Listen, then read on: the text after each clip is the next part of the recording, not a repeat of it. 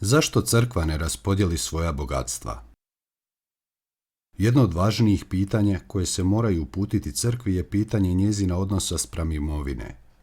Je li danas taj odnos dobar i kakav bi trebao biti? Ne osjećam se ugodno zbog toga. Može se obrazlagati kako prihod od toga blaga služi u dobrotvorne svrhe. To je vjerojatno argument za njegovo zadržavanje. Ali nekako kao Kristov sljednik ne vidim kako se sve to blago uklapa u Kristov primjer i nauk. Ove riječi je u jednom novinskom intervjuu izrekao irski biskup Willi Walsh, te kroz njih zasigurno izrazio stav većine katolika u pitanju bogatstva crkve. S jedne strane, crkva je činila i čini golemi posao na humanitarnom polju, a za takve je aktivnosti potrebno imati izvore sredstava. Naime, dok humanitarne organizacije u svijetu većinom nastaju nakon Drugog svjetskog rata, s iznimkom Crvenog križa koji je osnovan 1863. Katolička je crkva oko gladnih i siromašnih angažirana već 2000-ljeća. Briga za ugrožene zacrtana je u samim temeljima crkve, te ju je ona shvaćala kao svoju primarnu zadaću još od apostolskih vremena. Stoga se na tom polju crkva ne može uspoređivati ni s jednom drugom ustanovom. Vrijedi podsjetiti na brojne misionare koji su svoje živote posvetili za najzabitija područja svijeta. U novije se doba takva mjesta nalaze uglavnom u Africi, Aziji i Južnoj Americi. Tamošnje su žitelji misionari učili poljoprivrednim i obrtničkim vještinama, školovali djecu, kopali bunare, osnivali bolnice, sirotišta, staračke domove itd. Sve se to čini i danas. Sve svoje aktivnosti kršćanski su misionari uvijek činili bez naplate, a školovanje njih samih financirala je crkva. Ne radi se tu samo o pojedinačnim poduhvatima, već postoje i organizirani projekti, poput na primjer Zaklade Ivana Pavla II. Za Sahel, koja dobavlja sredstva za uvježbavanje ljudi za borbu protiv posljedica suša u 9 afričkih zemalja. Ili pomoć koju Papa Franjo nastoji pružiti beskućnicima, migrantima, bolesnima. Očito je kako se takvo i slično kršćansko pomaganje potrebitima ne može ostvarivati bez ikakvih materijalnih sredstava. Stoga siromaštvo, koje je ideal kršćanstva, predstavlja poziv kršćanima da ne budu navezani za materijalna dobra, već da ih koriste kao sredstvo postizanja njihovog poslanja. No dok je s jedne strane katolička crkva najveća humanitarna institucija na svijetu, ona je ujedno najbogatija od svih neprofitnih institucija.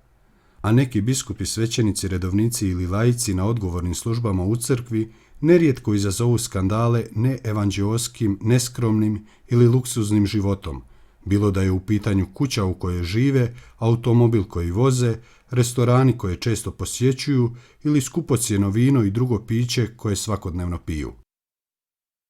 Iako je nedvojbeno kako su potrebna golema sredstva za održavanje dobrotvornih aktivnosti crkve, uvijek valja postavljati pitanje da li se u neumjerenosti iznevjerava Kristova poruka siromaštva. Iako Vatikan danas transparentno iznosi podatke o vlastitom financiranju i trošenju, nedvojbeno je kako su još nedavno po tom pitanju činjene teške malverzacije. Tako je Institut za vjerska djela, koji se u popularnoj kulturi naziva i Vatikanska banka, u drugoj polovici 20. stoljeća bio vezan s nekolicinom velikih skandala zbog pranja mafijaškog novca. Isto tako postoje optužbe da su pojedinci odgovorni za zajednički crkveni novac, primjerice Petrov novčić od kojega se financiraju uredi Svete stolice i pomažu ljudi u potrebi, zloupotrijebili ovlasti, vršili malverzacije, krali i živjeli luksuzno na račun sirotinje. U novije vrijeme najpoznatiji je slučaj kardinala Beccija. Dobro je poznato kako je lažno življenje religije mnogo štetnije za samu religiju od svih ateističkih teorija. Zato je opravdano vrhu crkve postaviti zahtjev za više pojedinačno iskazanih dijela milosrđa, koji trebaju biti poticaj i običnim vjernicima. U tom je pogledu svijetao primjer pokojnog zagrebačkog biskupa Josipa Langa, koji je često svoju mjesečnu plaću podijelio siromasima te ih posjećivao u njihovim barakama i potkrovljima. Posebno je dirljiva zgoda kada je jednom prilikom u Zagrebu siromašnom čovjeku koji se smrzavao jer je bio bos, skinuo svoje cipele i poklonio mu ih, a on se u čarapama vratio u svoju tada skromnu biskupsku rezidenciju.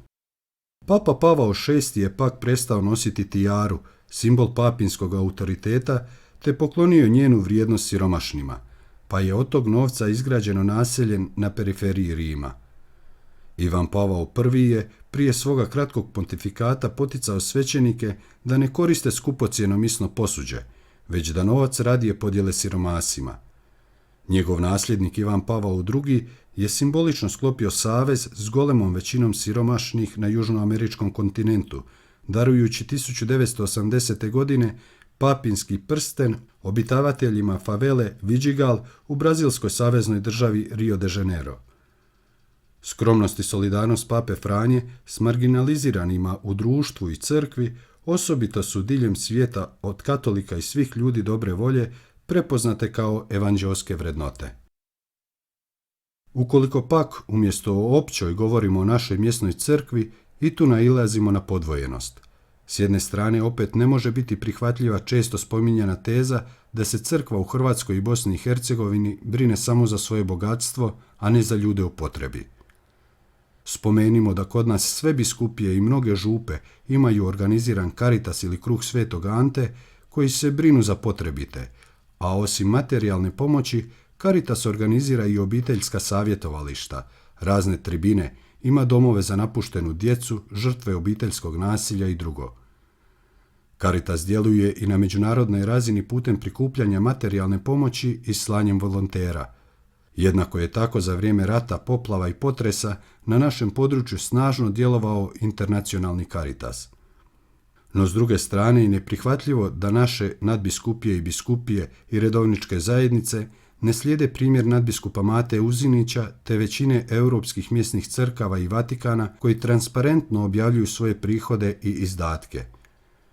Naš veliki sociolog religije pokojni Željko Mardešić ističe: da bi u svom pozivu bila uvjerljivom, crkva siromaha mora postati barem najmanje bogatom u jednom poretku, jer će u protivnom izazvati sablazan i odbojnost.